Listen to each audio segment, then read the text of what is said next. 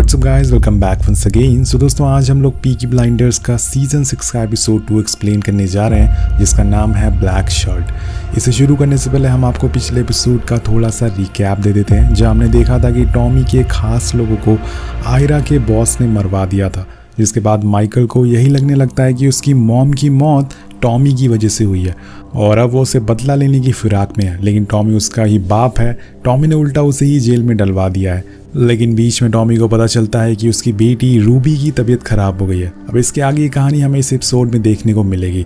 Episode 2 की शुरुआत में हम देखते हैं कि टॉमी अपने घर वापस आ गया है और अपनी फैमिली को देखकर बहुत ही खुश है, जिसके बाद वो सीधा रूबी को लेके अपनी फैमिली डॉक्टर के पास जाता है, जहाँ उसे पता चलता है कि वो तो बिल्कुल ठीक है, पर इसी बीच हम टॉमी की तबीयत में कुछ खराबी देखते हैं।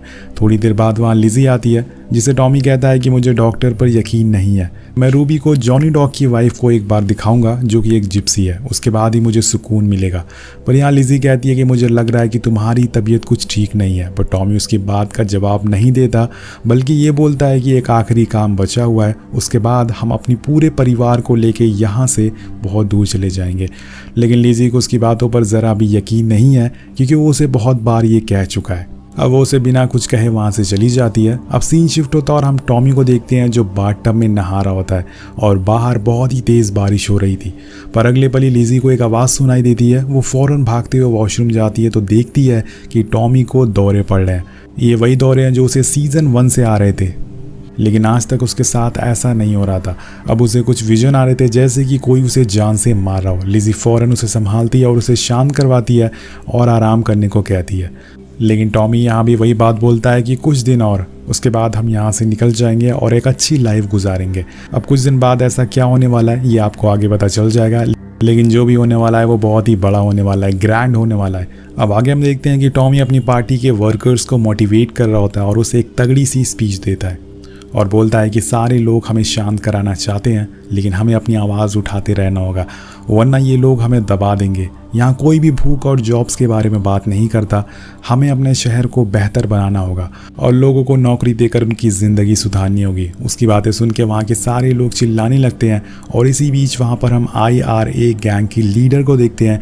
ये वही है जिसने आंट पॉली और मिस्टर गोल्ड को मरवाया था। अब टॉमी और इस लीडर की ये पहली फेस टू फेस मीटिंग होती है और वहाँ उसके पास आर्थर भी मौजूद था। कुछ देर बाद दोनों गैरिसन पब जाते हैं, जहाँ टॉमी उसे अपने बॉस्टन वाला प्लान बताता है कि कैसे वो वहाँ से शराब को एक्सपोर्ट करने वाला है। यहाँ टॉमी की पावर देखकर वो लीडर चौंक जाती है, क्योंकि वो आज तक टॉमी को काफ़ी कमज़ोर समझ रही थी, लेकिन वो तो उससे भी तेज़ निकला। अब टॉमी उसे एक लेटर दिखाता है और बताता है कि ये जैक नेल्सन को US प्रेसिडेंट ने भेजे थे। ये देख के वो चौंक जाती है और कहती है कि ये तुम्हें कैसे मिला। तो टॉमी कहता है कि ये मेरे लिए काफ़ी आसान था, मैं चाहूँ तो कुछ भी कर सकता हूँ। तो उस लेटर में बताया गया था कि जैक नेल्सन जल्द ही इंग्लैंड आने वाले हैं और विस्की का लीगल लाइसेंस लेने के लिए, पर उसका असली मकसद कुछ और ही है। दरअसल वो यहाँ ये देखने के लिए आ रहे हैं कि उसको कितने लोग सपोर्ट करते हैं फैसिज्म में।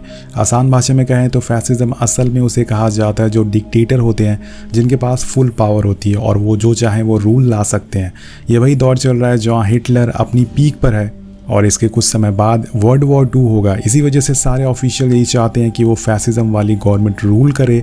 इसके बाद वो बताता है कि वो आने वाले इलेक्शन में नेल्सन और मूसली को एक साथ खड़ा कर रहा है ताकि उसे उनका सपोर्ट मिल सके, वो पॉपुलर हो सके। वो उसे कहता है कि तुम मुझे अपने ग्रुप के कुछ बड़े लीडर से मिलवाओ, जिससे मेरा मिशन के आगे का हिस्सा आसान हो जाए। टॉमी बोलता है कि मैं एक आम इंसान हूँ, मुझे ये सब करना ही पड़ता है ताकि मैं जी पाऊँ। तुम लोगों की तरह मेरे पास बेशुमार पैसे नहीं हैं। वो उसे समझाता है कि हमें पॉलिटिक्स में सर्कल की तरह चलना होता है, हम राइट या लेफ्ट नहीं जा सकते और उसी को नेशनल सोशलिज्म कहते हैं। इसी बीच वहाँ ऐड आ जाती है जो उन दोनों के बीच हुई बातें सुन लेती है। इसी बीच वो लीडर कहती है कि टॉमी ने मुझे काफ़ी मुश्किल चॉइस दी है। तो एडा बोलती है कि टॉमी सबको ऐसी ही चॉइस देता है और बाद में वो लीडर बोलती है कि ठीक है, मेरा आंसर येस है, मैं तुम्हारे साथ काम करने को तैयार हूँ। अब लीडर के जाने के बाद एडा टॉमी से गुस्से में कहती है कि तुम इसके साथ क्यों काम कर रहे हो, ये वही है जिसने आंट पॉली को मरवाया था, तुम तो एक सोशलिस्ट हो, पर यह फैसिज्म का रास्ता तुमने क्यों चुन लिया। टॉमी कहता है कि ये सब मेरी एक चाल है और ये मेरी ज़िंदगी का आखिरी काम है, इसके बाद हम सब यहाँ से चले जाएंगे, बस तुम्हें मेरा साथ देना होगा। लेकिन इस बार एडा साथ देने से मना कर देती है। ये बोलती है कि मेरे भी ये बच्चे हैं, जो काम तुम कर रहे हो उसमें तुम्हारी जान कभी भी जा सकती है।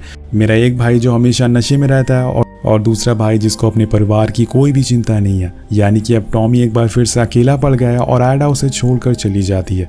वो चाहती है कि टॉमी सेफ रहे क्योंकि उसने अपने एक भाई को पहले ही खो दिया है और अब दूसरे को नहीं खोना चाहती। सीन कट होता और यहाँ हम टॉमी को सोलोमन के साथ देखते हैं। वो उसे स्मोक करने के लिए मना कर रहा था पर टॉमी भैया कहाँ किसी के सुनने वाले थे। अब इसके आगे टॉमी अपना सारा प्लान उसे बताता है और कहता है कि तुम्हें मेरा साथ देना होगा। इसके बदले में मैं तुम्हें तुम्हारी पुरानी पावर्स दिलवा सकता हूँ। मैंने ये सुना है कि तुम्हारे अंकल को जिसने मारा है तुम उसे भी ढूंढ रहे हो। चलो मैं तुम्हें भी वो दे दूंगा, लेकिन इसके बदले में तुम्हें बॉस्टन की अपनी खाली ज़मीन मुझे देनी होगी ताकि मैं कुछ ज़रूरतमंद लोगों की नीड पूरी कर सकूँ। अब एल्फी उसका साथ देने के लिए मान जाता है और उसकी सारी शर्तों को भी हाँ कर देता है। इसके बाद गीना माइकल से मिलने जाती है जहां वो उसे बताती है कि वो और अंकल नेल्सन इंग्लैंड की तरफ जा रहे हैं। तो वो कहता है कि हाँ मुझे ये बात पहले से ही पता है, मेरी बात ध्यान से सुनो। माइकल कहता है कि टॉमी मेरा शिकार है और मैं ही उसे मारूंगा। यानी कि अब शेल्बी फैमिली में सिविल वॉर होने वाली है। वेल दोस्तों ये तो आगे ही पता चलेगा कि इनकी फैमिली में क्या क्या होने वाला है। आपको क्या लगता है नीचे कॉमेंट करके ज़रूर बताइएगा। आगे हम देखते हैं कि मूसली ने आने वाले इलेक्शन के लिए एक बहुत ही बड़ी पार्टी रखी है जिसमें शहर के बड़े बड़े नामी लोग आए हुए हैं। उसी में टॉमी भी होता है पर उसकी एंट्री करते ही लोग उसे गद्दार बोलने लगते हैं क्योंकि वो एक सोशलिस्ट है और ये एक फैसिस्ट की पार्टी है। और एक आदमी उसे पूछता है कि वो इस पार्टी में क्या कर रहा है। तो टॉमी उसका जवाब देते हुए कहता है कि मुझे उसने इनवाइट किया है, हमने पास्ट में एक दूसरे के साथ काफ़ी काम किया है और यही वजह है कि मैं आज यहाँ पर मौजूद हूँ। कुछ देर बाद वहाँ आर्थर भी आ जाता है पर वो नशे में धुत होता है जिस वजह से उसे बाहर ही रोक लिया जाता है। पर टॉमी उसे जाके अंदर लाता है और उसके कपड़े चेंज करता है। इसके बाद वो उसे बैक स्टेज लेके जाता है और उसे समझाता है कि तुम ये क्या कर रहे हो, यहाँ पर मेरी बेइज्जती हो रही है। वो फिर भी नहीं मानता और तो टॉमी बोलता है कि मैंने लिंडा को लेटर सेंड करा है, अगर तुम अब नशा नहीं करोगे तो हम उसे मिलने वापस जाएंगे। ये सुनने के बाद आर्थर थोड़ा शांत हो जाता है और अब नशा नहीं करेगा ये बोल के चला जाता है। अगले ही पल हम आर्थर को कुछ नाजीज को मारते हुए देखते हैं। वो कहता है कि रुक टॉमी, अभी इसकी आंखें बाहर निकालता हूँ। टॉमी कहता है कि यहाँ नहीं आर्थर और उसे लेके पार्टी में चला जाता है। कुछ समय बाद यहाँ हम एक न्यू कैरेक्टर लेडी डायना को देखते हैं जो मूसली की होने वाली वाइफ है। वो आते ही टॉमी की फ़ैन हो जाती है और उसे घूरने लगती है। वेल टॉमी भैया भी कहाँ किसी से कम थे, वो भी उसे घूरने लगते हैं और आगे मूसली डायना को टॉमी से इंट्रोड्यूस करवाता है। लेकिन यहाँ डायना लिजी को नीचा दिखाने की कोशिश करती है पर लिजी भी ये कह के उसे चुप करा देती है कि तुम अकेली नहीं हो जो मूसली के साथ सो चुकी हो। अब कुछ देर बाद टॉमी मूसली को जैक नेल्सन का लेटर दिखाता है जो उसे उस प्रेसिडेंट की तरफ से आया था। वो कहता है कि ये न्यूट्रल नहीं है, हमें इसे मिलना चाहिए। इसी बीच डायना लिजी की टांग खींचते हुए कहती है कि तुम्हें समझ आ रहा है कि यहाँ पर क्या बातें चल रही है। तो वह कहती है कि नहीं, बट अगर तुम्हें अपने हस्बैंड की बेड परफॉर्मेंस के बारे में पूछना है तो वो मैं बता सकती हूँ। ये सुनने के बाद डायना का मुंह सिकुड़ जाता है और वहीं इसके बाद मूसली और लेडी डायना हाँ कर देते हैं जैक नेल्सन से मिलने के लिए, उसके साथ डील करने के लिए। अब सीन शिफ्ट होता है और हम टॉमी को एक चर्च में जाते हुए देखते हैं जहाँ एक ब्लैक कोट में एक आदमी खड़ा था। ये कोई और नहीं बल्कि वही है जिसने सबके होश उड़ा रखे हैं। इसका नाम होता है जैक नेल्सन। अब टॉमी और जैक नेल्सन के बीच में कुछ अजीब सी बातें होती है, जैसे कि जैक उसे पूछता है कि तुम्हारा बचपन कैसे गुजरा, तुम्हारा फर्स्ट किल कौन था। तो टॉमी कहता है कि मेरा पहला किल एक पर्शियन सैनिक था जिसकी आंखें ग्रीन थी। दरअसल दोस्तों ये वही इंसान है जिसके सपने टॉमी को आते थे और अब उसकी बेटी रूबी को भी यही सपने आने लगे थे। अब नेल्सन कहता है कि उसका पहला किल एक प्रीस्ट था। नेल्सन पूछता है कि वो आखिरी आदमी कौन है जिसे टॉमी ने मारा था। तो टॉमी कहता है कि 4 साल पहले उसका नाम था टॉमी शेल्बी और वो विस्की पीता था। यहाँ टॉमी खुद की बात कर रहा होता है कि उसने खुद को मारकर विस्की छोड़ दिया। अब आगे नेल्सन कहता है कि तुम मेरे शहर में ओपियम बेचना चाहते हो ताकि लोग इसे पीकर मर सकें। तो टॉमी भी उसका धमाकेदार जवाब देता है और कहता है कि तुम भी शराब बेचते हो और एक रिपोर्ट के हिसाब से शराब पीकर लोग ज़्यादा मर रहे हैं। सारी बातें सुन के नेल्सन कहता है कि तुमने सही सुना, मैं यहाँ फैसिज्म को सपोर्ट करने आया हूँ। तो वो कहता है कि मैं तुम्हारा साथ दे सकता हूँ क्योंकि मैं दोनों साइड के लोगों को जानता हूँ जिसने मुझे उनके बारे में जानकारी मिलती है और अगर तुम चाहो तो मैं तुम्हें वो जानकारी दे सकता हूँ, लेकिन मुझे इसके बदले में पूरा साउथ बॉस्टन का एक्सेस चाहिए।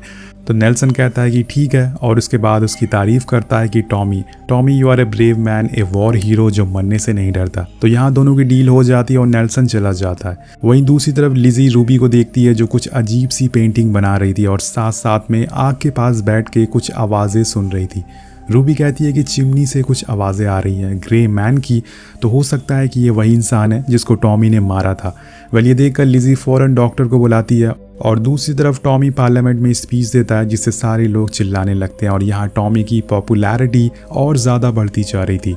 इसके बाद उसे एक लेटर मिलता है जिसमें लिखा था कि तुम्हें अपने घर होना चाहिए क्योंकि रूबी बीमार है। अब ये देखकर टॉमी को एक बार दोबारा विजन आने लगते हैं और उसे वही ग्रीन आई वाला सोल्जर दिखने लगता है और इस बारी वो उस पर हमला भी कर देता है।